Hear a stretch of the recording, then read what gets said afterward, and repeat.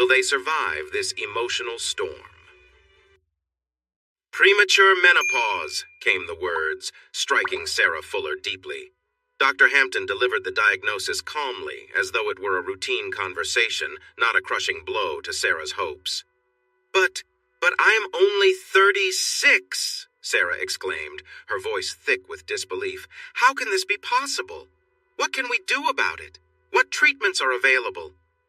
Sarah sat in a plush chair across from Dr. Hampton's desk, her husband Keith beside her, holding her hand as the doctor continued to explain. Sarah, Dr. Hampton said softly, there's no way to reverse menopause once it starts. We can offer hormone replacement therapy to help manage symptoms like hot flashes, night sweats, and other discomforts. HRT is also important to reduce your risks of osteoporosis and heart disease, but we can't stop the process.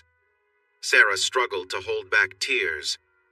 Are you sure? She asked, her voice laced with a small glimmer of hope. Could it be something else?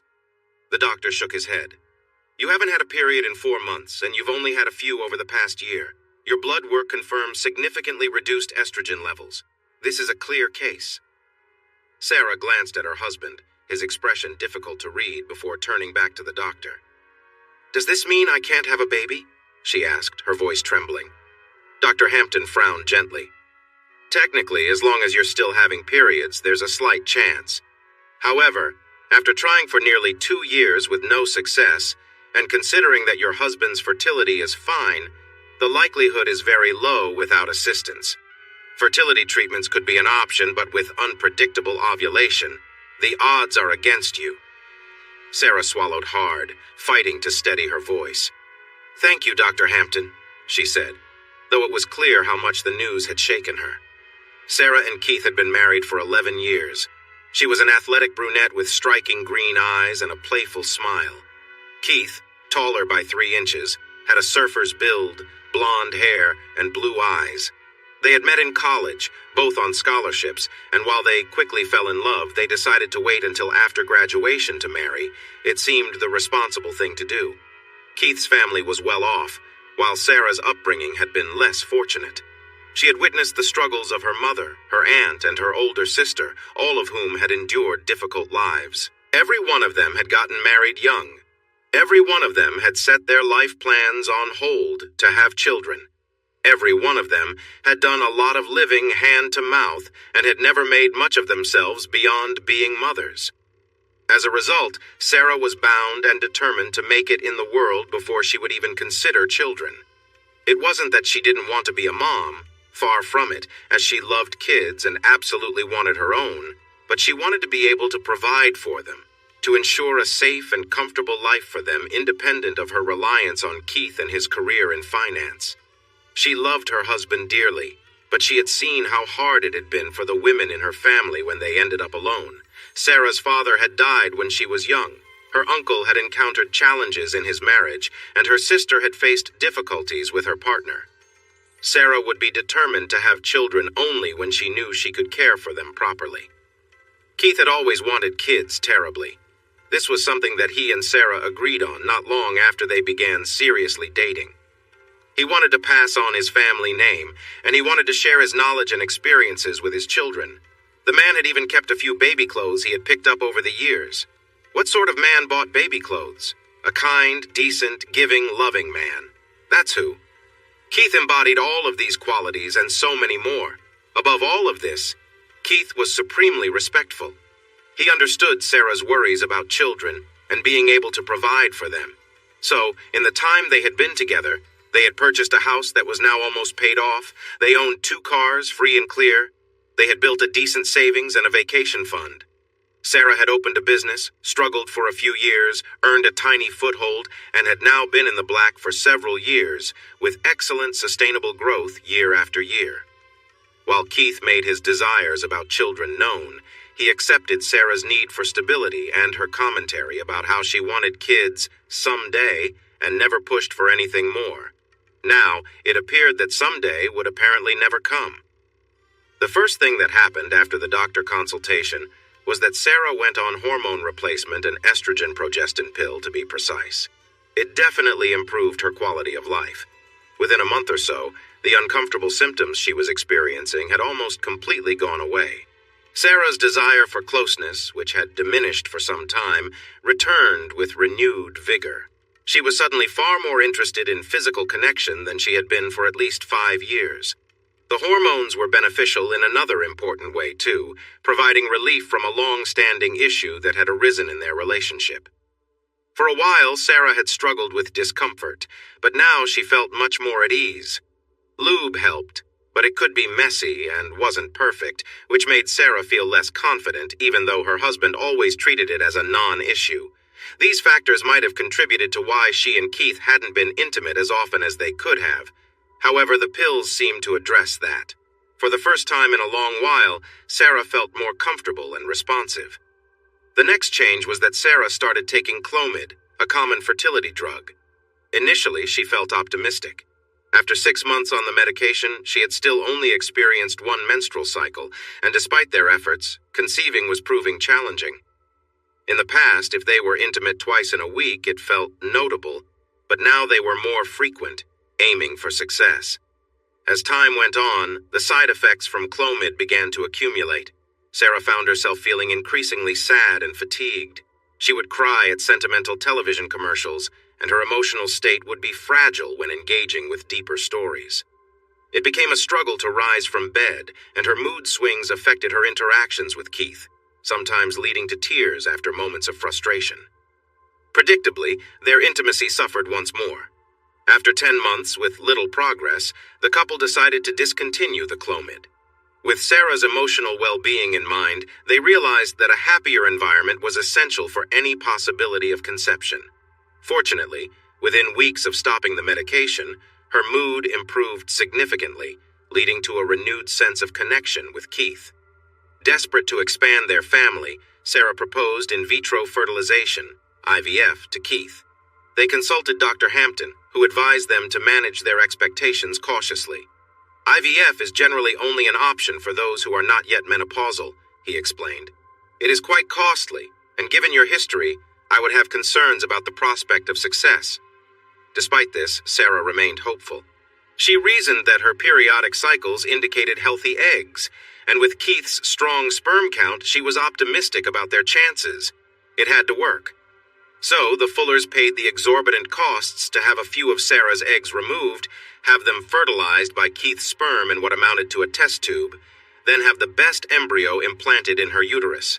As a cruel twist of fate, Sarah had a positive pregnancy test a month after the procedure, but the pregnancy did not last. 3 days after the test, she experienced significant loss, and that was that. They tried one more time, but nothing came of the second attempt. At more than $13,000 per try, with Dr. Hampton trying his best to talk them out of IVF due to Sarah's low chances of conception, the Fullers made the difficult choice to abandon any further hopes of conceiving. Someday was indeed never going to come. The next few months were a truly dark time in the Fullers' marriage. Keith focused on his work. He had received a promotion at the bank, and while the salary and perks were fantastic, he had to put in longer hours. Sarah, on the other hand, withdrew into herself. She felt like such a failure, like a shadow of her true self. Her friends would joke about their lives, apparently unaware of what Sarah would have given to have those same worries. She grew angry and resentful, much of that anger turned inward. Oh, Keith never said a thing against her. He held her while she cried, assuring her it would be okay. He offered to adopt if she was interested, but he never pressed the issue. He loved her, respected her space, and let her be. And she hated him for it. She had known for years how desperately that kind, gentle, good-hearted man had wanted to be a father, but he never once pushed the issue. He had always respected her choices and boundaries. All he'd ever done was love and cherish her. Fat lot of good that had done him. Likewise, Sarah had realized for a long time that they were financially secure, but she had kept making excuses as to why it just wasn't the right time yet to start a family. What had she been so fearful of? Don't worry, we will have a baby someday. Someday soon, she had loved to say. Now, someday was gone. Sarah wallowed in her loss, in her sadness, in her anger. She bathed in self-pity and loathing. All of those negative feelings manifested themselves in ugly ways. She found herself snapping at Keith for the smallest reasons. She avoided him as much as possible, limiting most of her conversations with him to brief exchanges 7 monosyllables, where possible. Their relationship suffered greatly during this time. 4 months had passed since the Fullers had decided to stop trying to get pregnant. Sarah had dealt with exactly 1 period in that time.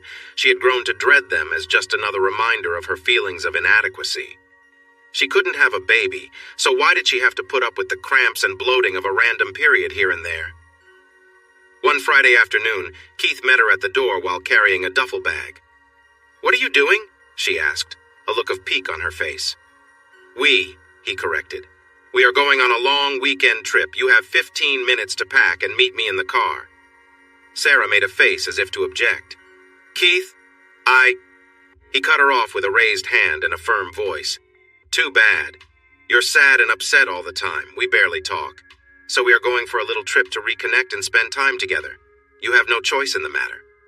Despite her best efforts, Sarah found herself grinning. "But what do I pack? What are we doing?" Her husband shook his head. "Sorry, no spoilers. Pack something nice. We will have at least one enjoyable meal. Pack something comfortable. We will be outdoors a little bit. We aren't coming back until Monday night. And you now have 13 minutes. Move it." Sarah tried to be annoyed. She had so much to do, she was. She was kidding herself. Maybe this was exactly what she needed. Maybe she needed to get out of these 4 walls, out of her routine, out of this environment, and mentally reset.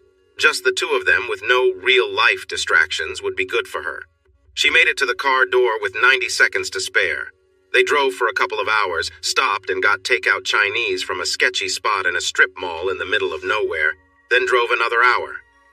Keith pulled up to a quaint little cabin, explaining how he'd found it on Airbnb. They went inside and discovered that it was almost as tacky as a place could possibly be. Every surface seemed to be covered with ducks-mounted duck decor, duck art, duck signs, duck throws. It was awful. It was glorious. With a trip back out to the car, Keith reappeared and began setting up a chocolate fountain. He got it going with less mess than Sarah might have guessed, broke out strawberries and marshmallows to dip into the liquid chocolate, and uncorked a bottle of sparkling cider to enjoy with their dessert.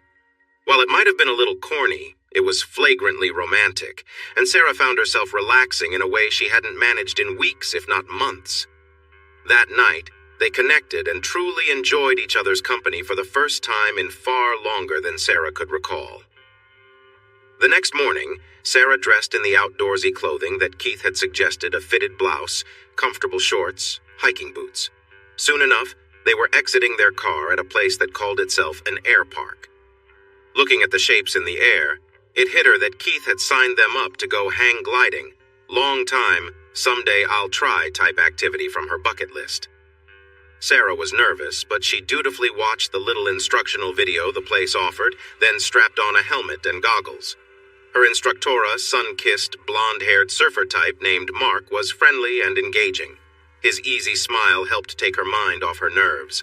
Soon, they were buckled in together, and a couple of minutes later, they were towed into the sky by a tiny, ultralight aircraft. The complete flight time couldn't have been more than 10 or 15 minutes, but the experience was absolutely glorious. The feeling of flying, the wind holding her up with the valley so small beneath her. The absolute freedom was nearly surreal. She focused intently on the experience, guided by her instructor as he helped her properly grip and operate the bar. After she touched down and got out of the harness, she found Keith and embraced him. "Thank you," she murmured in his ear. They spent another half hour at the air park while waiting for the instructors to download video from their GoPros into thumb drives to take home. Keith noticed that while he waited his turn, Sarah's instructor hung around the waiting area and was being particularly friendly with his wife. Sarah pretended to overlook it, but Keith noticed she seemed slightly restless. It struck Keith that Sarah was enjoying the attention. Keith felt a mix of surprise and curiosity. He couldn't remember seeing Sarah act this way before. Surely he should say something, right? Yet he couldn't seem to find the motivation to intervene. Instead, he chatted idly and surfed his phone, pretending not to notice what was going on.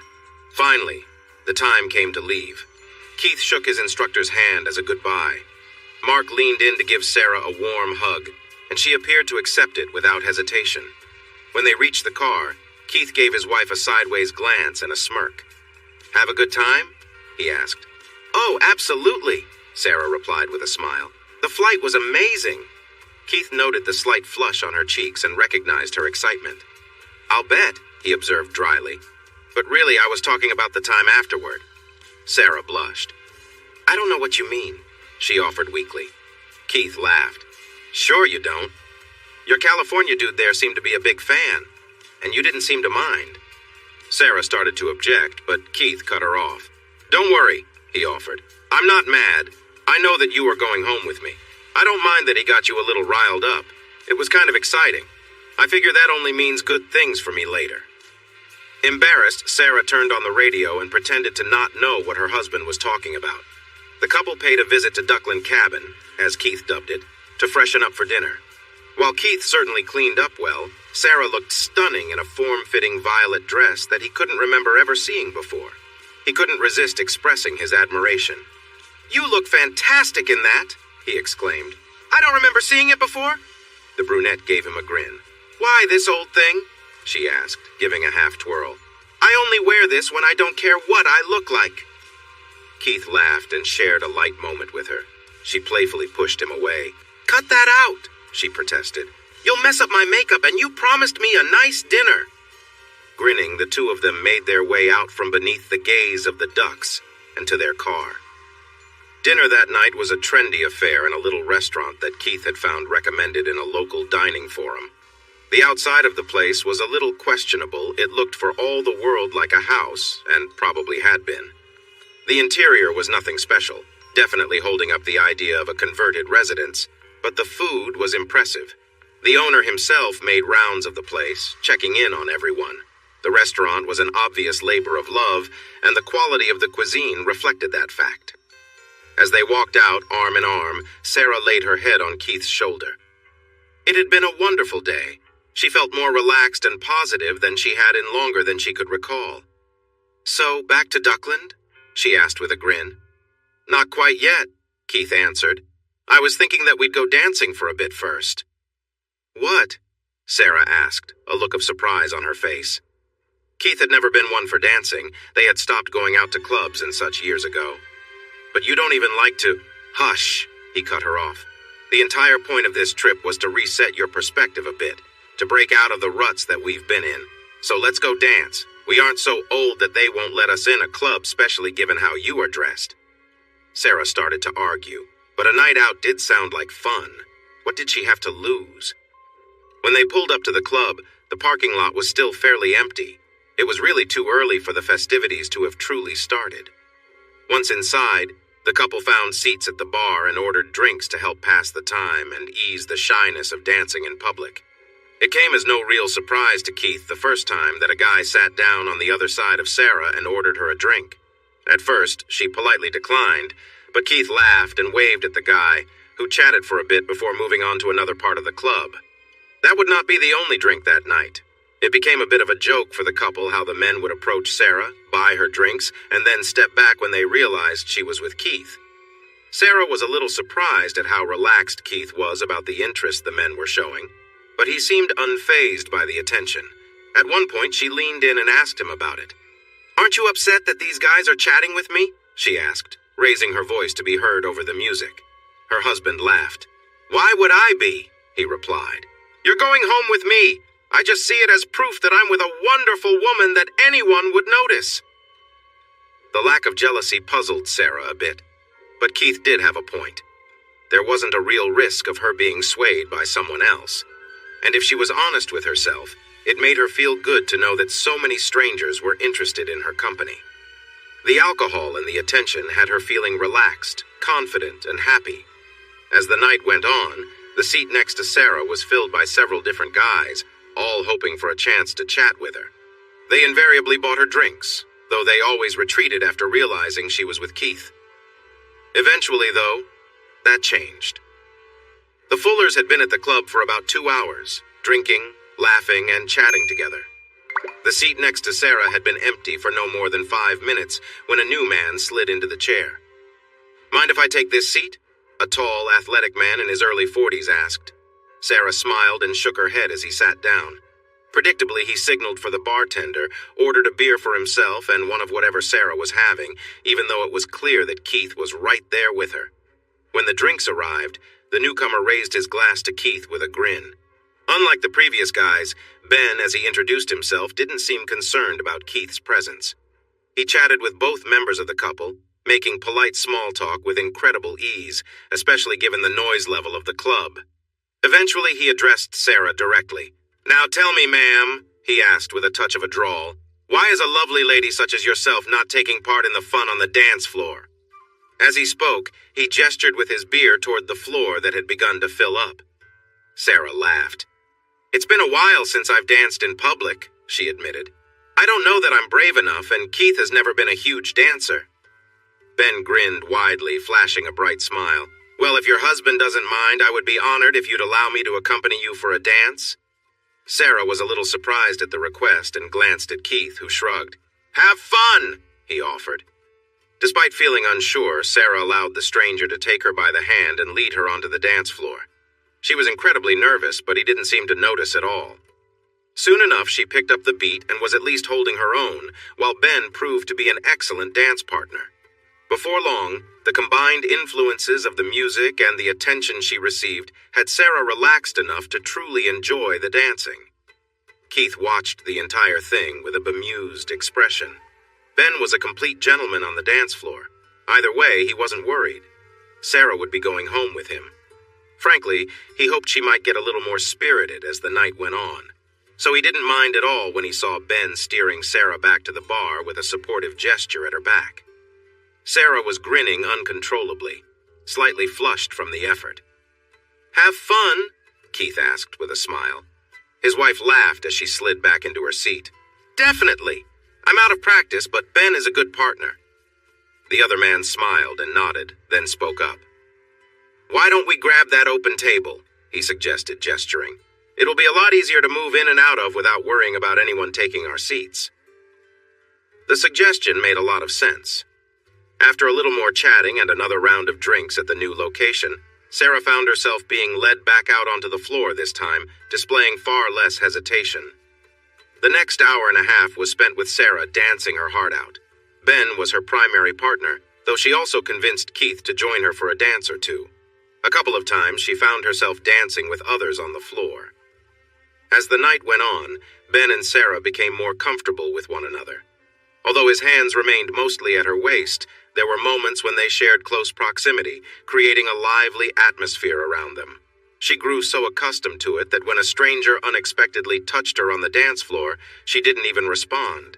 And there was no denying that a couple of times when Ben danced close behind her, she could feel a presence from him that was hard to ignore.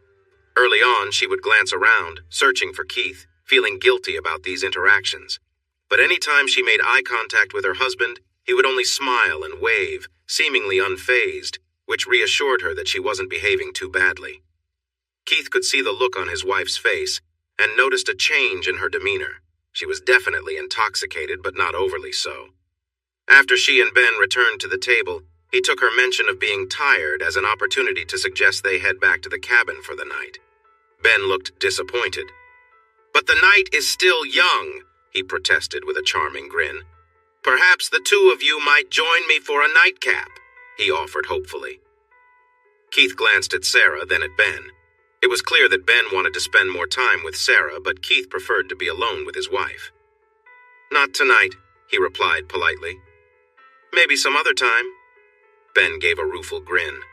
"Fair enough. Perhaps I could trouble Miss Sarah for a goodnight gesture at least." Sarah rolled her eyes at Keith but leaned forward to touch her lips to the other man's cheek.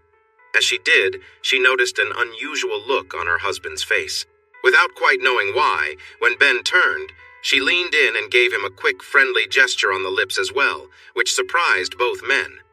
She grinned at their reactions, and then stood to walk away. "Good night, Ben. Thanks for the dancing." She shot a glance at Keith. "Are you coming, sweetheart?" she asked playfully.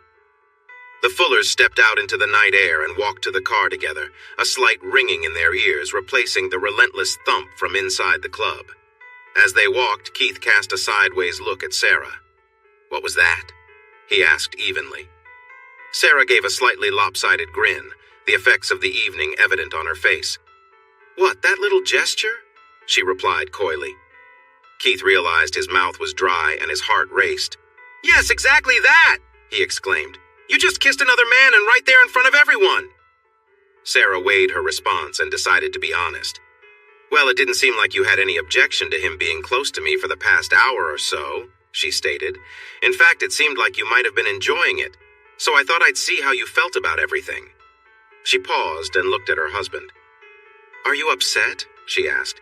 "I didn't mean anything by it. I was just teasing you a little." Keith interrupted her by playfully pushing her against their car, leaning in close. Sarah was taken by surprise, but soon shared in the playful moment, responding with a light-hearted smile. He pulled back slightly with a playful smirk. "Just as I suspected," he said. "You seem a bit flushed. What's going on?" Blushing, she stammered. Well, Keith chuckled. "Get in the car," he said. "We're going back to the cabin, and I promise it will be a memorable night." Sarah smiled at his enthusiasm. "I'm going to hold you to that," she said teasingly. Their time at the cabin was some of the best that the couple had shared in months, if not years. The atmosphere was charged with playful banter. Keith jokingly pointed out how Sarah seemed to attract attention.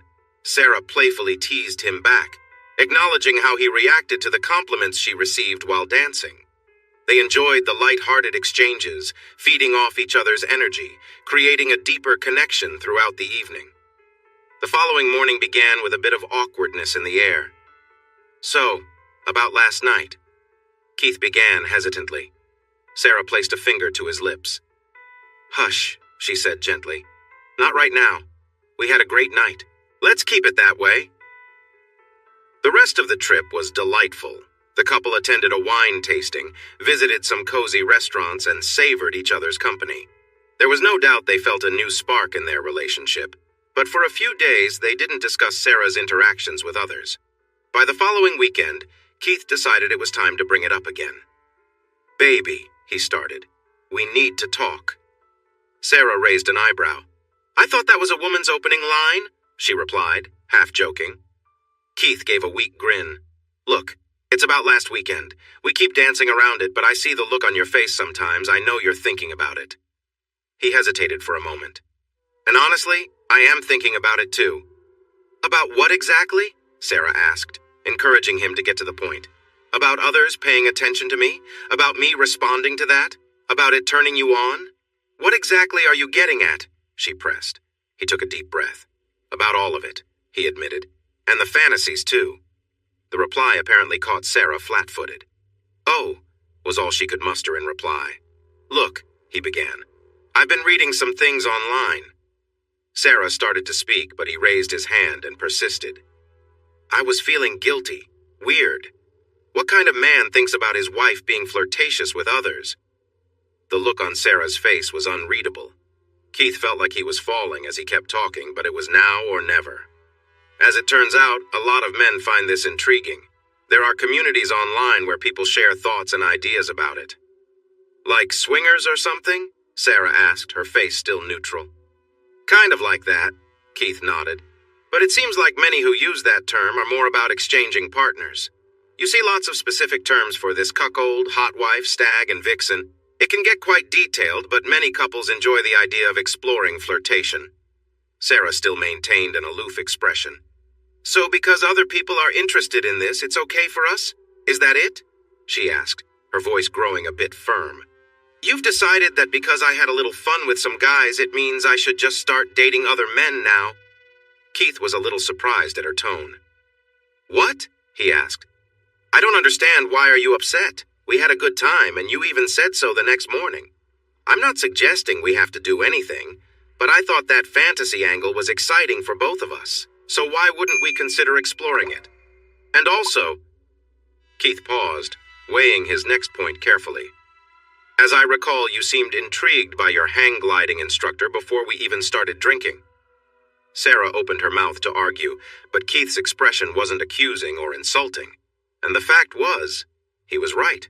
She had felt a thrill well before they had celebrated that evening. As she considered, she deflated a bit. "You're right," she admitted in a softer tone. Okay, fine. Now what? What are you hoping for? That we go out and meet someone tonight? Keith smiled and shook his head at her uncertain attitude. No, not at all, he assured her.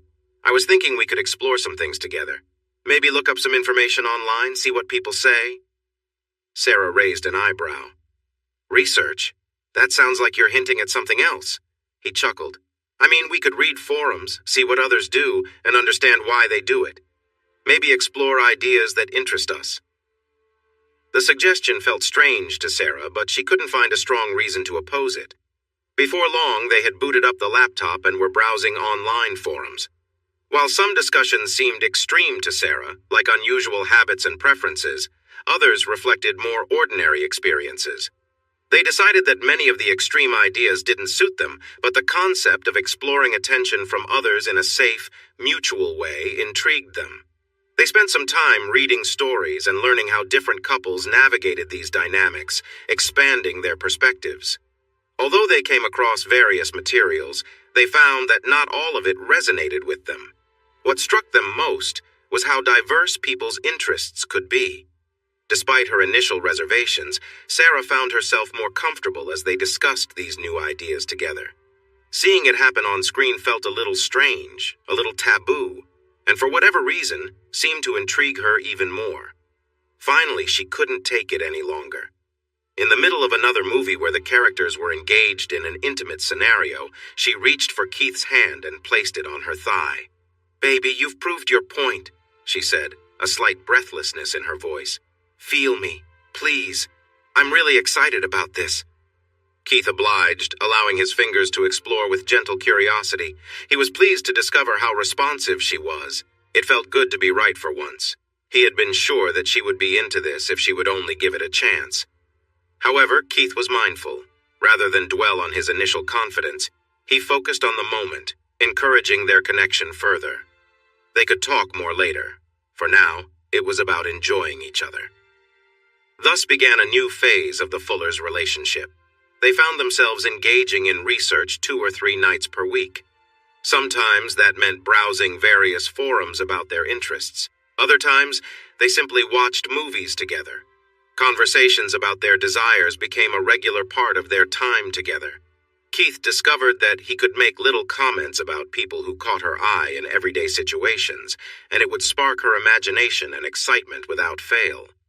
While these conversations were frequent and had become a significant element of their shared fantasies, the Fullers seemed hesitant to take any serious steps toward making anything happen. Until finally, after weeks of research, teasing, and shared daydreams, they decided to visit a lively bar one Friday night. Sarah felt a bit self-conscious as they walked across the parking lot. They had enjoyed a nice dinner at a fairly fancy restaurant, and she felt slightly out of place. Keith reassured her, and soon enough they were seated at the bar. He had chosen their seats carefully, ensuring that a spot remained open next to his wife. Before long, someone filled that seat.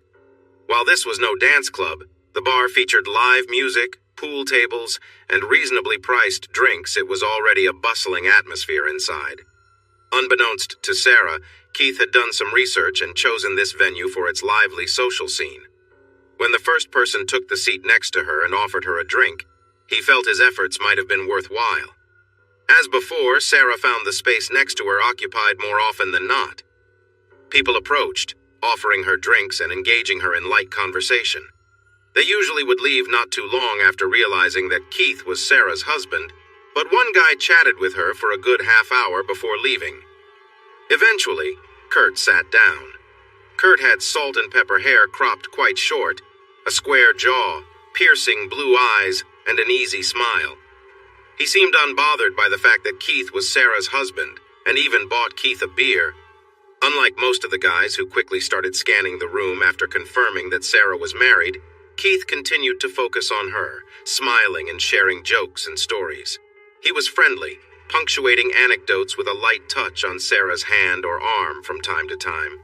For her part, the brunette didn't seem to mind the attention.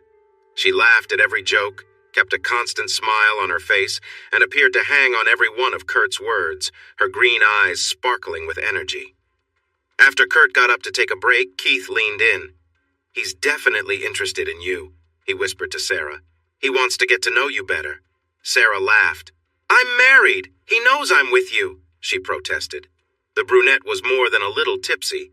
She'd had a couple of glasses of wine with dinner and several drinks at the bar. Even so, she felt a stronger sense of the situation than her husband. He seemed to be letting his imagination get the best of him. As they spotted Kurt returning to the table, Keith stood up. He knows that, he told Sarah, but I don't think that matters to him. I'm telling you, he's definitely interested, and you don't seem to mind his company. Sarah grinned, perhaps a bit flustered. Be right back. I need to step out, Keith said as Kurt slid back in next to his wife.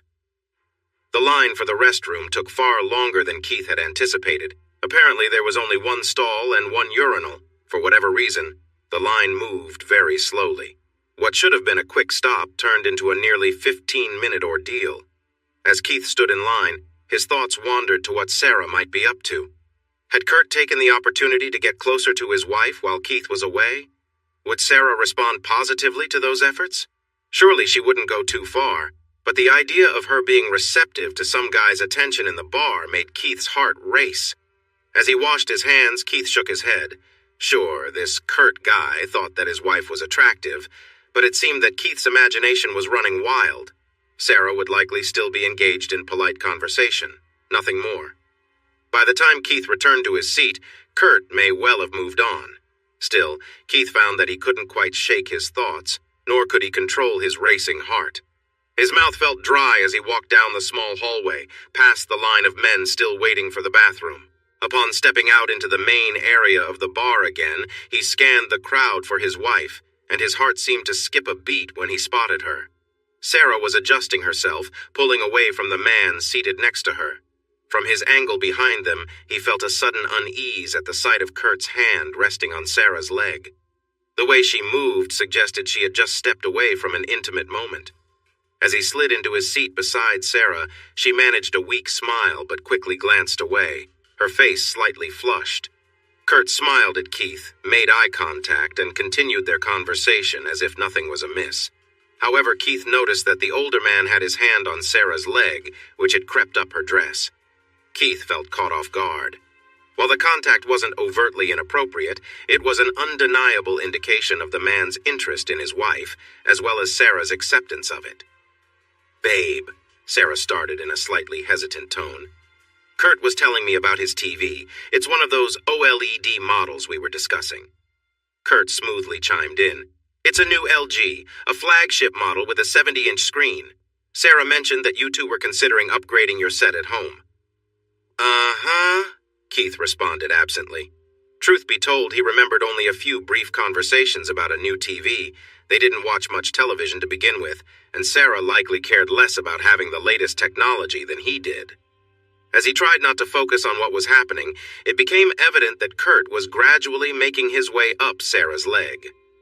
She appeared flustered and a bit distant, her gaze mostly fixed ahead rather than meeting either man's eyes. My condo is only 10 minutes away, the older man offered. If you two would like to see one in a real-life setting, instead of hanging on a huge wall with 30 other displays in a store. The bar felt disorienting to Keith. He and Sarah had discussed and daydreamed about such encounters. He had chosen this bar with the hope that she would be approached, and now here they were, in a crowded bar with an unfamiliar man too close for comfort. The offer floated between them, lost in the noise of the environment. Sarah turned to look at her husband. Her face was a mixture of conflicting emotions, with apprehension evident. Suddenly, her gaze seemed distracted. Keith was about to ask if everything was all right when he noticed the man's hand placed inappropriately, creating a tense moment for him. Keith realized he faced a critical decision. It was clear to him that it was time to leave the bar. He could take Sarah's hand and walk away, preserving their relationship despite the awkward circumstances. Although some difficult conversations might follow, they could keep this as a strange experience rather than letting it escalate. Alternatively, they could drive to this man's home under the pretext of seeing a new television. However, it was clear to everyone involved that the invitation carried implications beyond mere interest in electronics. When Sarah regained her focus, her eyes conveyed a sense of urgency, seeking direction from him. What was she truly looking for? What choice should he make when it felt like the decision lay in his hands? Kurt's voice broke the silence. "I also have a nice sound system if you're interested," he said casually, as if discussing the television and not a much more questionable invitation. Keith looked at Sarah's expectant expression and took a breath before responding. Sure, Kurt. It might be worth checking out the television," he said carefully. "We can see if it's something we'd be interested in." Kurt smiled, and after withdrawing his hand, signaled to the bartender. "I'd like to close out my tab, please," he called out, gesturing to Keith and Sarah. "I'll be covering theirs as well." Sarah glanced at Keith, her expression hard to read. He felt a chill as they stood up, tension lingering as they exited the bar. The drive to Kurt's condo felt surreal. Traffic was light at this time of night, making it easy to follow the silver sedan ahead. Sarah sat nervously next to Keith in their car. "Are you sure about this?" she asked, her voice uncertain. "We just met this guy. Fantasy is one thing, but doing this in real life, are you sure? There's no going back." Keith gripped the steering wheel tightly, his mind racing as they turned behind Kurt's car. "Listen," he said softly. "We don't have to do anything you're uncomfortable with. Nothing matters more to me than you." He paused before continuing. "But it's clear we're both excited right now. We've talked about this, fantasized about it. But if you have any doubts, we stop." Sarah looked at him, still hesitant. "Fantasy is different. This is real." Keith nodded as they pulled into the parking lot. "You're right, it is real. But no matter what happens, we're still us. If we leave now, though, you'll always wonder about what could have happened. If it doesn't feel right, we'll leave. No pressure." Sarah relaxed a little, a small smile forming on her face. "Okay," she replied softly. The condo was tastefully decorated, and Kurt played the role of a welcoming host. He offered them drinks and showed them around. Soon, they found themselves in the living room, dimly lit, with an impressive television taking center stage. Kurt settled onto one end of the couch, gesturing for Sarah to sit beside him, while Keith sat on her other side, recreating the seating arrangement from earlier. After flipping through a few channels, Kurt grinned. "You ever seen anything on a screen this big?" he asked. Sarah smirked. "I never have," she replied with amusement. The three of them watched in silence for a few moments, the only sounds coming from the speakers as they sat together quietly. Keith sat, observing the scene unfolding with a mixture of curiosity and uncertainty. Kurt, breaking the silence, turned to the couple. "I'm going to be honest," he said. "I've been feeling a lot of energy tonight." He paused for a moment before adding, "Do you mind if I just relax a bit?" Sarah glanced at Keith, and after a moment she gave a slight nod, trying to remain composed. Kurt made no overt moves and simply settled into the casual atmosphere. Sarah, clearly uneasy at first, gradually tried to shift her focus, avoiding eye contact and concentrating on keeping things light. Keith noticed her fidgeting, a clear sign of discomfort, but also of underlying tension. Unsure how to move forward, they all sat for a while, unsure of how to continue the evening. Keith eventually leaned over to Sarah, quietly encouraging her to relax and reminding her that everything was her choice, reinforcing his support. With that, Sarah seemed to ease a little, finding her comfort in the situation as the group returned to a more casual conversation. The tension in the air eventually subsided, and they spent the rest of the evening with no further expectations, keeping things light and friendly. In moments, Kurt lightly touched Sarah's arm, but the atmosphere remained calm, with everyone trying to maintain a sense of ease.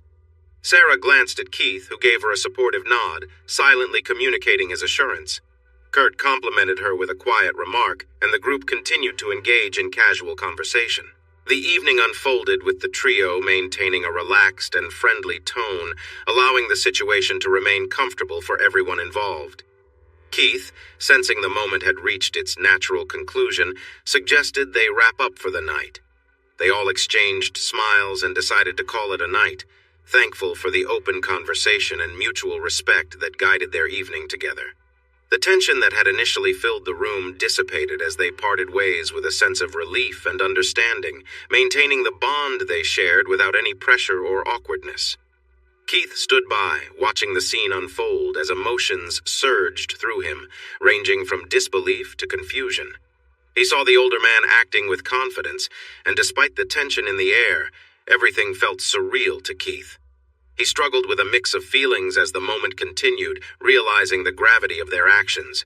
As Kurt made his move, Keith's mind raced with thoughts of what this meant for their relationship, their boundaries, and the choices they had made. The atmosphere in the room was charged, but Keith knew there was no going back from this point. They had ventured into uncharted territory, and Keith grappled with the weight of that realization. His mind was filled with conflicting thoughts as he tried to process the experience, unsure of how they would navigate the future after this night. The room remained quiet as each person reflected on the choices that had led them here, and what this new step meant for all of them. The room was quiet, save for the occasional murmur from the group as they continued their evening together. Kurt and Keith exchanged glances as they observed Sarah, who remained composed, though clearly caught up in the moment. The atmosphere in the room shifted as the three navigated the boundaries of their shared experience, each contemplating the weight of the choices they had made. Keith, filled with a whirlwind of emotions, watched as the situation unfolded. It was clear that they had entered uncharted territory, and the significance of this moment was not lost on anyone. With the tension building, the group tried to maintain a balance between their curiosity and the reality of their actions. Though the night continued, there was an unspoken understanding between them. Each was aware that the experience they shared would have lasting implications on their relationships and their own personal boundaries. The focus shifted to mutual respect, allowing for open communication and ensuring everyone felt comfortable. In the end, they realized that some experiences were meant to be explored thoughtfully, with care and consideration. The evening drew to a close with an unspoken agreement to reflect on what had transpired and to move forward together, having gained new insights and understanding. The drive home was filled with silence. After everything had transpired, the atmosphere in the room had turned somewhat awkward. Sarah and Keith had quickly dressed, said their goodbyes, and left Kurt's place without much conversation. Keith glanced at his wife, concerned about what she might be feeling. Her quietness weighed on him, especially considering how she had reacted to situations in the past when emotions ran high. Still, Keith couldn't help but reflect on the evening. Sarah had been actively engaged, from flirting with Kurt earlier in the night to her clear interest in the experience. Despite his concerns, he knew they would need to talk about everything at some point, but for now, the car ride remained somber, with both of them deep in thought. Surely it couldn't have been that terrible for her. When they stepped into their foyer, he was just about to say something to open communication when Sarah turned and approached him, sharing a deep, meaningful kiss. Keith was slightly taken aback, but as Sarah expressed her feelings, the importance of thinking faded away. In moments, there was a sense of urgency and longing in the air. "I need you," the brunette said in a passionate tone. "I've experienced something with another man, and I need you to help me feel whole again." Sarah moved closer, conveying her desire in a way that made it clear she sought connection. There was no doubt about her sincerity. She wanted to reconnect with her husband. Who was he to deny that? That night marked a serious new milestone in the Fullers' marriage. Yes, there were meaningful discussions about the situation, but the fact remained that they both had navigated their feelings in a way that brought them closer. Conversations and fantasies were all well and good, but the reality of Sarah's journey of self-discovery was eye-opening for both of them. It was evident that attention from others had a significant effect on Sarah. Learning that she could not have children had left a profound impact on her spirit. It had made her feel inadequate, challenging her self-esteem. Keith had always been incredibly supportive, complimenting her deeply. Yet, while his love was unwavering, it sometimes felt like he had an obligation to find her attractive, which contrasted with how others perceived her. The attention from other men offered Sarah a sense of validation. Understanding that, despite her challenges, she was still viewed as attractive and desirable was a significant boost for her confidence. In the following days and weeks, Sarah found herself in a cycle of positive reinforcement. Knowing that Kurt and others found her appealing, she began to carry herself differently. She gravitated towards clothing that enhanced her natural curves, embodying a newfound confidence. As she smiled more and engaged with others, the reaction from those around her mirrored her growing self-assurance, which in turn boosted her confidence even more. It would be remiss to ignore the benefits that Keith received from this new breakthrough. Suddenly, there were real aspects to the fantasies and ideas he had been sharing with his wife. It was one thing to imagine how something might be. It was quite another to have actually experienced it. He had seen his wife firsthand in a situation that deepened their connection. He had witnessed her express herself in ways he had never before seen.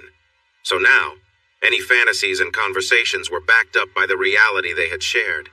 Furthermore, now that Sarah seemed to truly understand, perhaps for the first time in her life, her appeal, she began to act with newfound confidence. She had started to flirt more, to showcase her personality. This boost in her self-confidence invigorated their relationship, and the positive energy was infectious. Sarah's enthusiasm had never been higher. She was dressing with more flair, engaging in playful banter, and often initiating discussions about their shared experiences. In short, their relationship had never felt this vibrant. One night, a few weeks after their visit to Kurt's condo, Keith and Sarah were reading stories from others who were into wife-sharing.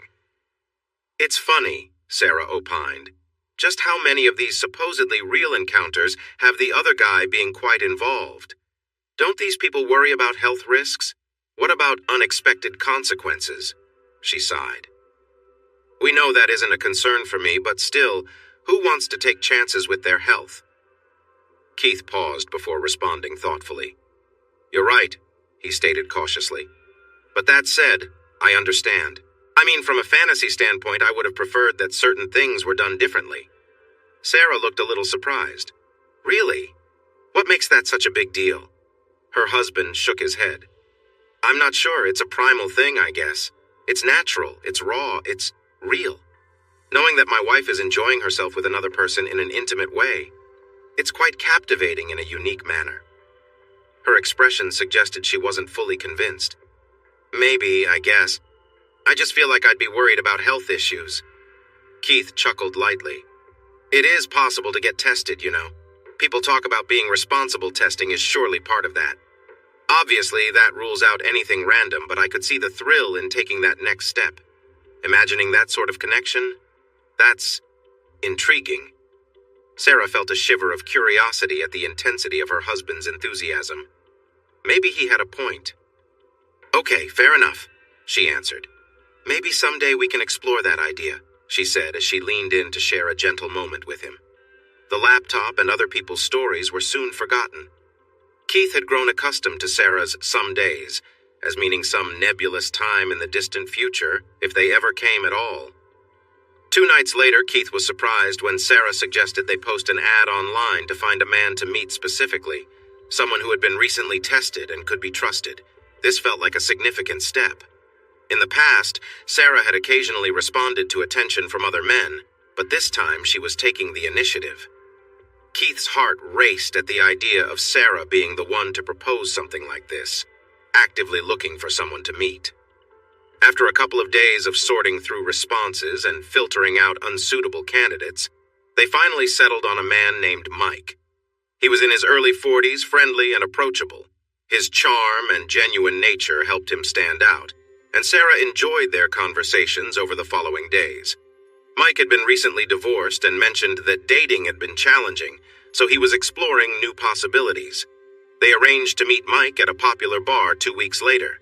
Keith thought it best to meet in public in case things didn't go well, giving them an easy way to exit if necessary. The days leading up to the meeting passed slowly. Keith and Sarah frequently discussed the upcoming encounter, and the anticipation built between them. They talked about the possibilities and how they felt about everything, preparing for what would be a new experience for both of them. On the Wednesday before the planned meetup, Sarah lay beside Keith on their bed, her arm resting across his chest as they relaxed after another intimate night. It had been an eventful time for the couple, and they found themselves growing closer as they prepared for the next step in their journey. They were spending time together in the evening, in the afternoon, and in the morning, sometimes even in the middle of the night, if one of them woke up with ideas in mind. As she pondered this fact, Sarah had an idea. "Hey, baby," she offered. "Something just hit me. Something to make Saturday night even more exciting." Keith chuckled. "I can't imagine what we could have missed, or what else we could add," he replied. "But I'm game. What's your idea?" "Well," she suggested, "what if we skip intimacy until Saturday?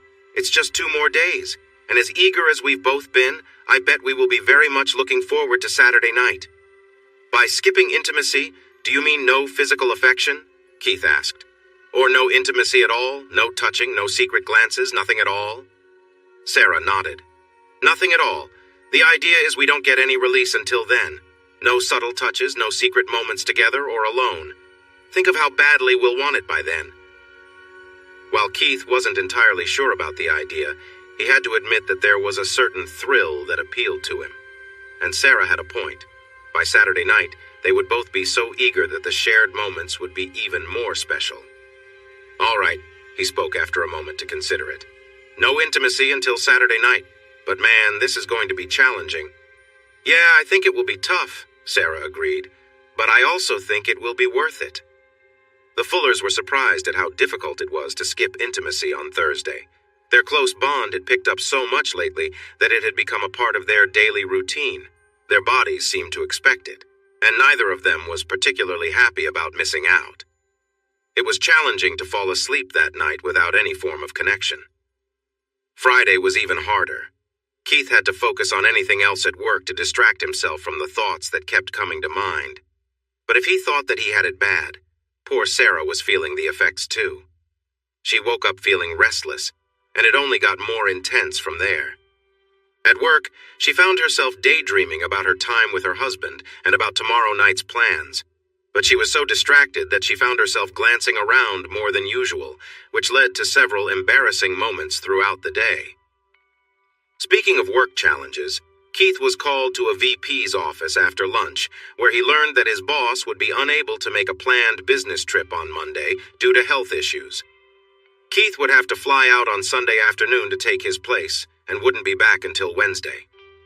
While this was great for his career, it meant that he and Sarah wouldn't be able to relive their anticipated excitement for several days. That night, going to bed was even harder. Both Keith and Sarah felt incredibly tense, making sleep very difficult to find. Overall, Friday was just challenging. Finally, Saturday arrived. The Fullers each found themselves excited and nervous. Keith felt a flutter of anticipation from the moment he woke up. Today marked a significant day in their relationship, one that both he and Sarah had been involved in planning. It was a departure from the norm, and though exciting, it felt a bit overwhelming. On the other hand, Sarah appeared to be lost in a mix of emotions. She was distracted, fidgeting in her chair whenever she sat down. Various thoughts played through her mind in an endless loop. She found herself thinking about connection and intimacy. Throughout the day, while managing household chores in preparation for their evening, she was aware of needing to change her clothing due to feeling uncomfortable. When it was time to get ready to go out, Keith and Sarah did their best to approach the evening like any normal date.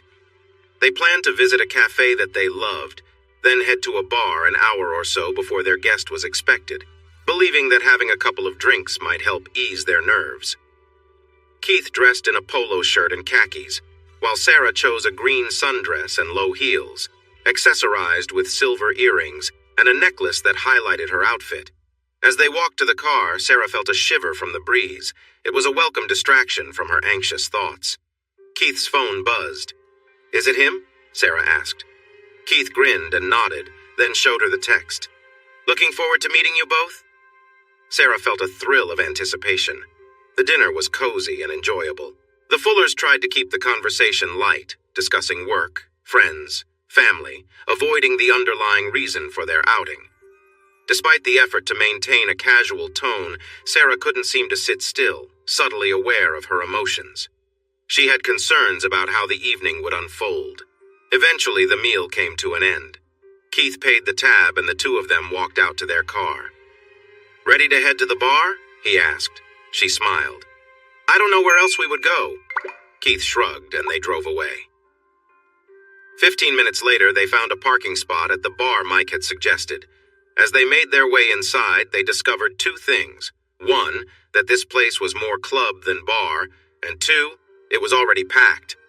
The couple found seats at the bar and ordered drinks with more than an hour to go before Mike was due to arrive. The volume of the music made it tough to talk effectively. They both were dealing with nerves, and Sarah was feeling a mix of excitement that the vibrations of the loud music wasn't helping. They sipped their drinks and passed the time a little awkwardly. Around 30 minutes after they had gotten their drinks, a tall, handsome man with a shaved head approached Sarah.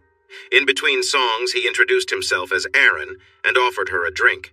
Sarah gave Keith a questioning glance. He grinned and nodded, so she accepted and gave her own name.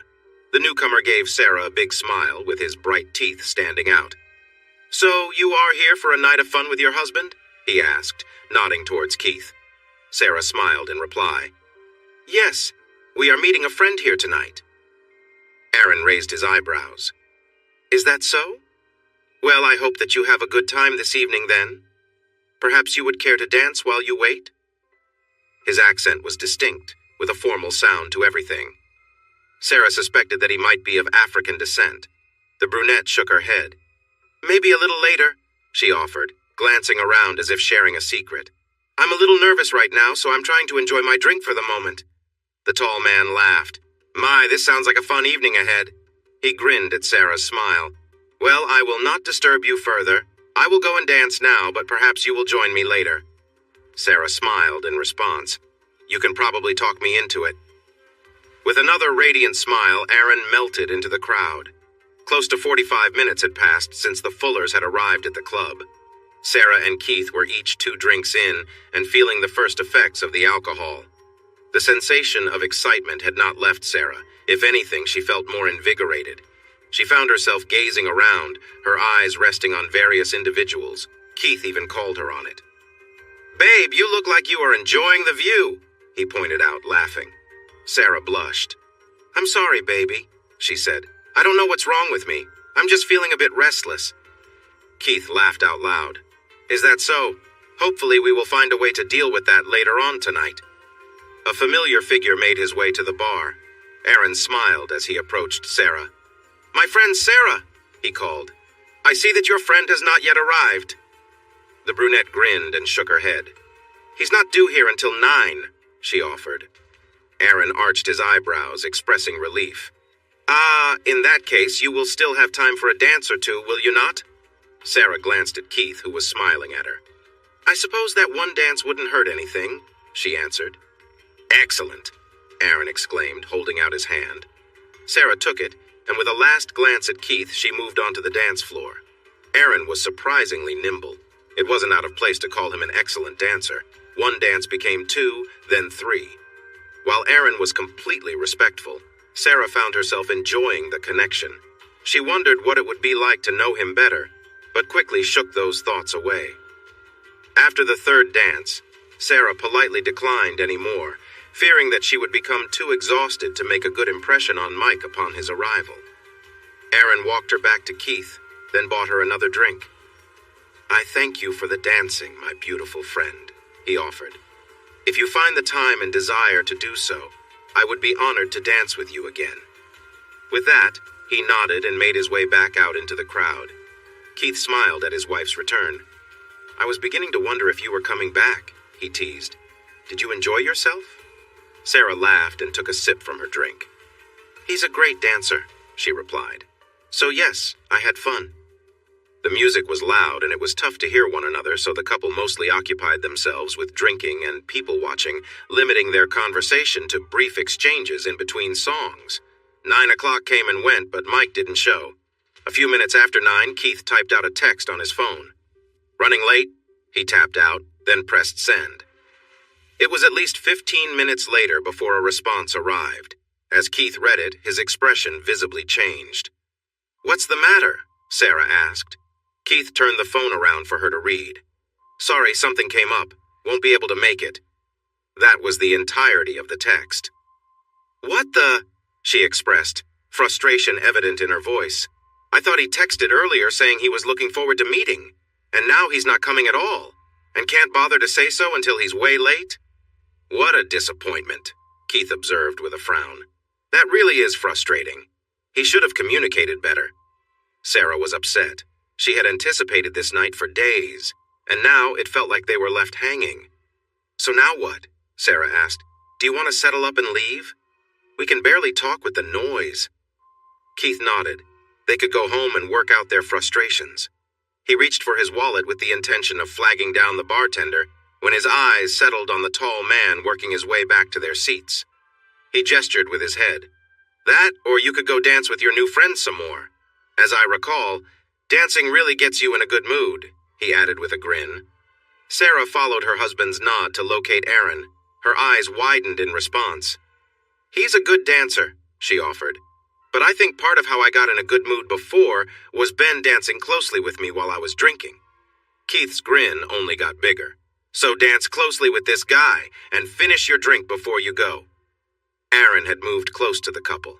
Sarah downed the rest of her drink in one gulp, making a tiny face in the process. She then leaned towards the man. "Would you like to dance again?" she asked. His face lit up with a wide, bright smile. "Of course, my beautiful friend," he replied happily. "Lead the way."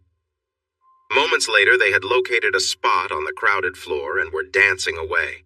Sarah glanced back through the crowd to spot Keith, who raised his glass to her. She turned back to Aaron and immediately started dancing closer to him than she had been before. At first, he might have mistaken her proximity for congestion on the floor, but soon it was apparent that she was enjoying the closeness. With a wide grin, the man began matching her efforts. After the first dance ended, he leaned in and spoke in her ear. "What happened to your friend? It seems that you and your husband are still alone." Sarah replied, "He isn't going to make it. He didn't show up." Aaron shook his head. "That does not sound like a very good friend to me." Sarah ignored the comment and began dancing to the next song. She was clearly enjoying the interaction. The man seemed to be having a good time as well. Now that she was dancing with purpose and enjoying the rhythm, her excitement had begun to grow. His hands drifted to Sarah's hips. When she turned to dance away from him, she could feel the energy that surrounded them. They danced for 3 more songs, then eventually took a break to make their way back to the bar for another drink. Sarah was breathing heavily from the exertion, but Aaron didn't seem to be fazed in the slightest. "You are quite the dancer," she told him. "You don't seem to slow down at all." He smiled and nodded in reply. "Thank you for your kind words. Stamina is very important to me, so I work to keep myself in shape." Sarah was unsure if there was a deeper meaning in the tall man's statement. They rejoined Keith, and Aaron took the opportunity to grab an open table for the 3 of them. Sarah slid in beside her husband, while the muscular man sat opposite them. "So, Sarah tells me that your friend will not be joining you, and that he canceled without warning," Aaron said. Keith chuckled. "I don't know that I would call him our friend, per se. This was supposed to be our first in-person meeting," he explained. Sarah's eyes went wide, and she elbowed her husband. Aaron seemed unfazed, simply offering one of his bright smiles. "If I may be so bold, I wondered if this was a different sort of friend." The lovely Sarah had mentioned that she was enjoying a drink to prepare for the evening and the fun activities planned. "You, Keith, have not objected to her dancing with me, even when we dance quite close, yes? Even though I have danced several dances with her, yet you have not danced at all." Sarah blushed at the man's words, and Keith could feel his own face flush. He swallowed, then replied, "Yes, she was drinking to prepare to meet Mike. No, I have not objected to the dancing." Aaron nodded. "I see," he stated. He paused, appearing to debate something internally before speaking again. "Please forgive me, I do not wish to offend," he offered, "but I believe I understand what is happening here. The 2 of you had decided to meet another man tonight, am I correct?" Keith had expected this, but he still choked a bit on his drink. Sarah looked embarrassed, refusing to make eye contact with either of the men. Well, you see that. Keith fumbled, then he sighed. "Okay, yes," he admitted. "Sarah and I have begun to explore some fantasies, and, well, yes. We were meeting a guy tonight to go to his place and have a good time." Aaron gave another bright grin. "I see. And now he has failed to show up." Sarah straightened her back and managed to make eye contact with the man. "Perhaps we are all fortunate here tonight," he continued. Perhaps I could fill in for this absent friend of yours." The tall man's tone was as mild as if he had suggested his preferred appetizer for dinner. Keith's head was spinning. This absolute stranger had just openly stated that he would like to spend time with Sarah. Keith struggled to put together a reasonable objection. Thank you for the offer, but we don't know you at all, and," he said in an uneven tone. Aaron shook his head. "Nonsense," he replied. "Sarah has danced and spoken with me quite a bit tonight. If you had yet to meet this other friend, then surely he could not have been much more familiar to you than I am." He paused, then added a significant point. "It is not as if my beautiful friend here is not drawn to me. She holds her body close to mine when we dance in a way that suggests a connection. Is this not true?" Keith was taken aback, unsure of what to say. Sarah was looking directly at the tall man as he spoke. His words hung in the air for several awkward moments before the brunette finally spoke up in a small voice. "It is true," she admitted, shifting in her seat. "You are attractive." "Aha!" he exclaimed triumphantly. "So what is the difficulty? The two of you wish to allow Sarah to enjoy another experience. Your intended partner did not show up. I am here. She is attracted to me and I to her. Fate has brought us together." Keith felt as if he had lost control. He looked at Sarah. Her expression showed clear interest. He tried a different approach to object. "You're right that we might not have known Mike well, but we had already verified some safety matters with him. I just don't know." He trailed off. For a moment, the man seemed confused. "Safety?" he asked. Then, a light bulb seemed to go off and he chuckled. "Ah, you mean health. Why did you not say so, my friend? Here." He pulled out a cell phone and began tapping away. "I will log into my patient portal for you. I also believe in safety. I have recently had health tests administered and received my new results only yesterday. Yes, here you are." He passed the phone to Keith, and sure enough, there was a full battery of tests, with all normal results. The samples were collected 8 days ago, with results posted yesterday. They didn't get much more recent than that. After accepting the return of his phone, the tall man stood to his full height. "I will avail myself to the use of the facilities now," he explained. "I do not wish to apply pressure to you or your beautiful wife. This will give you time to discuss my offer." He closed with a smile. With that, he walked away, leaving the Fullers alone at the table. Keith glanced at Sarah. "So, what do you think?" he asked. "Is this something you are interested in? It feels pretty forward of him to openly propose this." Sarah's gaze was a bit unfocused. "It's a little wild, I admit," she stated. "But he is right. We didn't really know Mike. He has the proper tests, so we can still really do everything we had planned to do, just with someone else." Keith couldn't help but smirk a little. "We never really talked about you being with someone else," he observed. "I suppose we can check off another first while we are at it?" Sarah giggled. "I guess so," she allowed. When the man returned to the table, he took one look at the Fuller's expressions and knew the answer. His own face broke into perhaps the largest grin yet. "I can see what you think, my friends. I believe that it is time to go now." While Sarah had been intentionally putting the alcohol away, Keith had switched to soft drinks some time back, so he felt safe to drive. Aaron had assured them that he only lived a few minutes away, so the couple was once again following a new acquaintance to his home. Keith was surprised at how nervous he felt. After all, this had really been his idea from the beginning. Sarah, on the other hand, seemed calm, excited, perhaps. But if she felt nervous, her face didn't show it. Then again, Sarah was often that way. She might agonize over a decision, but once she made up her mind, she tended to stick with it. They followed Aaron's car into a residential neighborhood and soon pulled into a driveway in front of a clean, modest home. With one more look at one another, the couple got out of their car and followed the tall man into the house. The interior of the residence was fairly Spartan, though tasteful.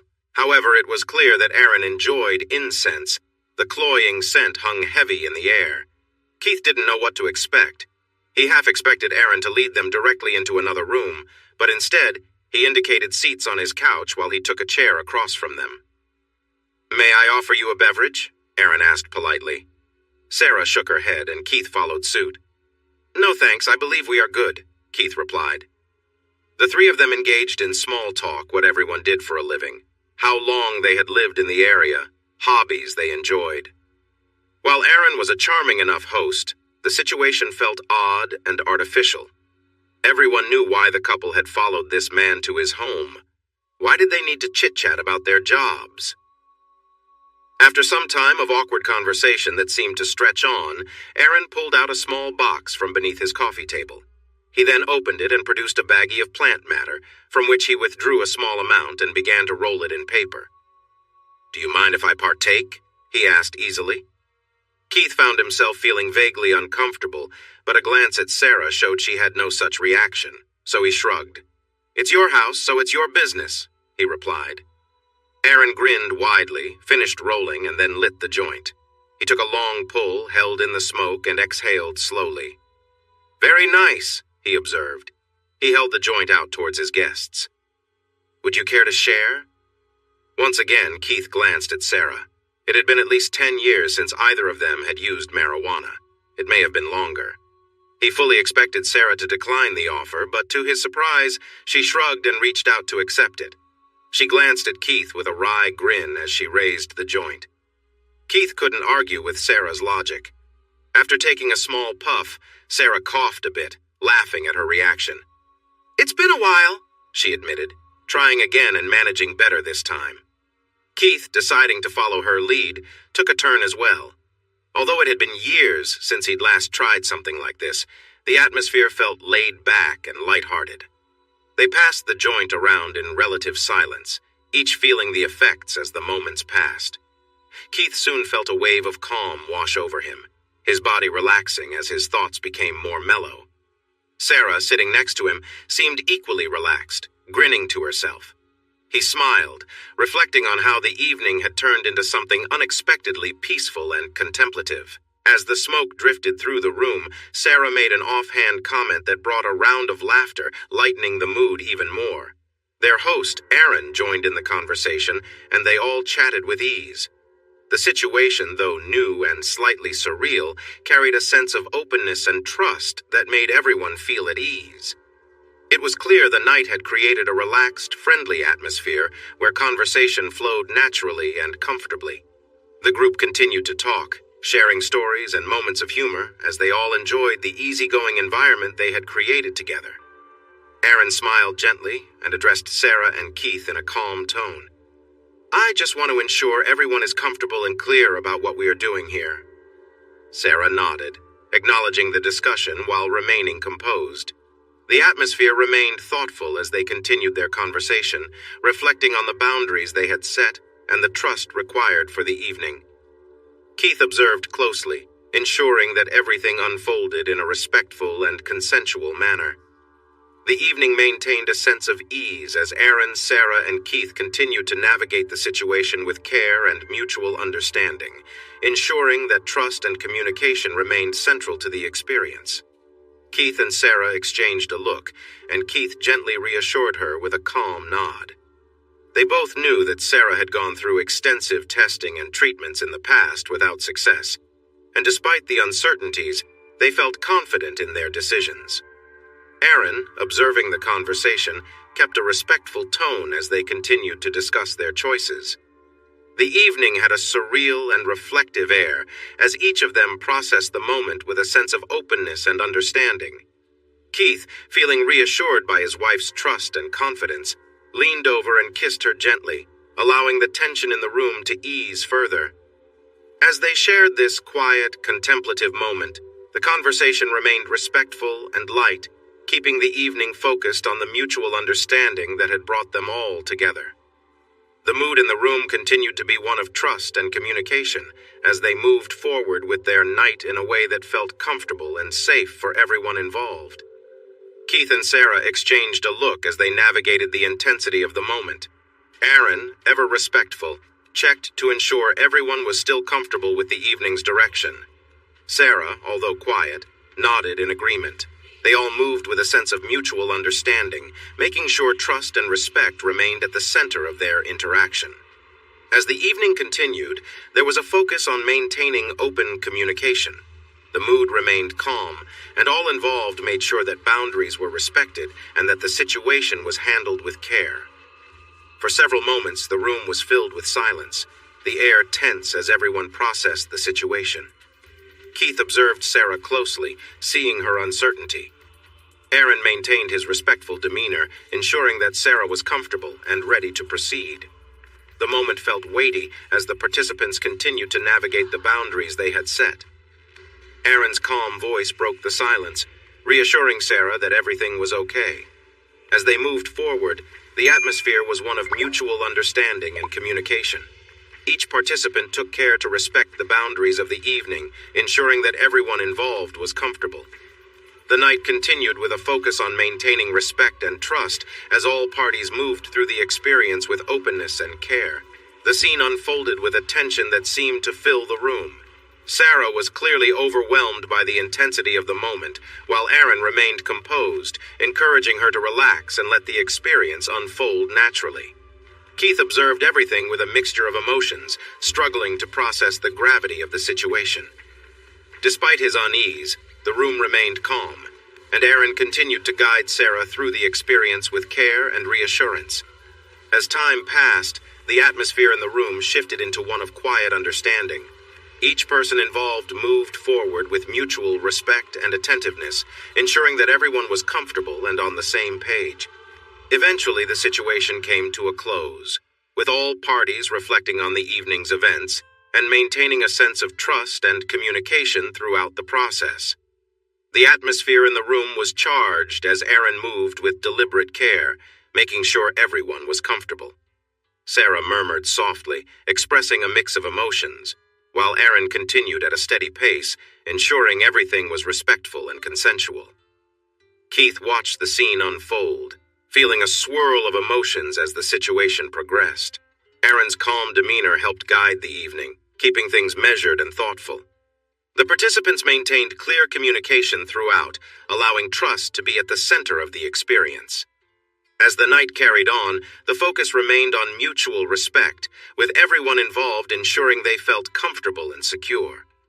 Eventually, the tension subsided, and the group shared a quiet moment of reflection, processing the events of the evening with an understanding that they had approached the situation with care and respect. As the moment built up, Aaron continued to speak softly to Sarah, ensuring that she was comfortable and aware of everything happening. Sarah responded, her expression showing a mix of emotions as she processed the situation, with both participants moving forward in a respectful and careful manner. Keith observed the scene, his mind racing as he took in what was unfolding before him. He felt a whirlwind of thoughts and emotions, but remained rooted in place, watching everything happen. In the end, the situation concluded with mutual understanding and respect, each person having navigated the evening with care and consideration for one another's boundaries. The room quieted as everyone processed the weight of the experience, reflecting on the trust they had placed in each other. In the quiet aftermath of the night, Keith struggled to regain full awareness. The room was dimly lit, and he felt a strange disconnection from his surroundings, as though his body wasn't fully under his control. The faint sounds and motions near him took time to register, but his mind was clouded with exhaustion, making it hard to piece things together clearly. Lying in the crook of his arm was Sarah, her presence familiar and comforting. Keith attempted to focus, but his mind wandered, still lost in the haze of the evening. As the night stretched on, his thoughts eventually settled into a calm acceptance. His body relaxed, and he drifted in and out of sleep, reflecting on the complexity of the situation with a sense of quiet contemplation. The room, now filled with silence, remained peaceful as Keith rested, his thoughts gradually calming, leaving behind the events of the evening. The focus remained on the mutual understanding and connection shared between the participants, ensuring that trust and respect were upheld throughout the night. Keith was slowly pulled back to reality by the vibration of his phone. The room was quiet, with the soft breathing of Sarah and Aaron still asleep next to him. The dark curtains cast a dim glow over the room, creating a peaceful yet surreal atmosphere. Keith felt the weight of the previous night's events settle in his mind, but the details remained hazy, like fragments of a fading dream. As his mind cleared, he thought about the conversations and interactions that had taken place. It felt overwhelming, but there was an odd sense of calm within him. He decided not to dwell on the specifics, choosing instead to focus on the fact that they had all agreed to this moment. Keith's phone buzzed again, pulling him out of his thoughts. He took a deep breath, grateful for the silence now surrounding them, and tried to process everything that had happened in the most straightforward way possible. What mattered most to him was that Sarah was okay, and that they had navigated this experience together, each step taken with mutual trust. Keith woke up to the buzzing of his phone, the soft light filtering into the room. He felt disoriented, with vague memories of the night before swirling in his head. Sarah was still asleep next to him, and the room was quiet, aside from the faint sound of breathing. Keith tried to gather his thoughts, focusing on the present moment. The room had the unmistakable scent of the night's activities, but Keith pushed those thoughts away. He needed to focus on the present, and his phone buzzed again, demanding attention. He looked at Sarah, who seemed peaceful in her sleep. He pulled himself from the bed carefully, not wanting to disturb her, and checked his phone. It was an airline notification about a rescheduled flight. With a sigh, Keith stepped away, trying to clear his mind from the flood of overwhelming emotions and sensations. The important thing was that they had all agreed to this, and that Sarah seemed okay. He needed time to reflect and process everything that had transpired, but knew that for now, the best thing was to focus on moving forward together. New departure. 1:30 p.m. came the app notification. With dismay, Keith saw that the missed texts were from the administrative assistant at work. She had been trying to let him know that the flight had been changed. It was already nearly 11 a.m. He would have to hurry to get home, pack a bag, and rush to the airport to have any chance of making his flight. "Come on," Keith exclaimed. "We've got to go. My flight has been changed. I'm running very late." He and Sarah hurriedly got up, got dressed, and bid their host goodbye. Maddeningly, Keith could not reconnect with his wife before he left. It was all he could do to make his flight. They had a nice conversation over the phone that night while recounting their time at Aaron's house, but it wasn't quite the same. There was a lot to discuss. Sarah had indeed spent time with Aaron during the night. While it had led to some confusion, she reassured Keith that everything was consensual. She felt that by being open, she was not letting him down. They weren't sure if their earlier choices had been the best idea, but it had lowered their inhibitions and made things more adventurous. When Keith suggested that they should try this sort of openness again while sober, Sarah had giggled. "Maybe someday we will do that," she had replied. The business trip meant that Keith didn't have the chance to spend quality time with Sarah until late Wednesday evening. He did make up for lost time. They had an engaging night filled with conversation about their shared experiences. The one good thing about the delay was that it gave Sarah some time to recover. 2 weeks after they had spent the night with Aaron, Sarah experienced an unusually light period. She dealt with a few light cramps and some minor discomfort for a couple of days. 2 weeks later, both Keith and Sarah tested positive for COVID. Keith had the more common symptoms of cough, headache, and fatigue. Sarah experienced a bad headache along with some gastrointestinal symptoms instead of a cough or severe fatigue. For about a week, she would find herself feeling unwell at various times throughout the day, with some improvement in the afternoon, only to experience a return of symptoms the next day. Even so, she recovered from her illness faster than Keith did. He had a lingering cough for nearly a month, although she did seem to lack her usual energy for a few weeks as well. A month after being diagnosed with COVID, Sarah noticed that some of her clothes weren't fitting quite as well as they had been. She hadn't been able to maintain her workout routine regularly since getting sick. She decided that this weight gain was not something she wanted to continue. With that in mind, she committed to dedicating extra hours and effort to her workouts and started being more mindful of her caloric intake to regain control. 2 weeks later, Sarah returned home from a workout session and paused to examine her profile in the full-length mirror in their bathroom. "Keith, come here, please," she called. He stepped into the bathroom. "What's up?" he asked. Sarah took his hand and guided it over her abdomen. "Feel that?" she asked with a thoughtful expression. It's firm," he offered, uncertain of the implication. Sarah looked at him intently. "Yes, it is. It's also round. In fact, it's protruding. My abdomen has never looked like this before." Keith regarded her with a hint of confusion. "What are you saying?" he asked cautiously. She continued, undeterred. "Look at my skin. What do you notice?" He frowned slightly. "Have you been outside? It looks a bit different. Your skin tone is more pronounced, too." He hesitated, glancing at her features. "And they appear to be different," he added carefully. "Do you know what this means?" she asked, a spark of excitement in her eyes. A quick trip to the pharmacy and an at-home test confirmed it.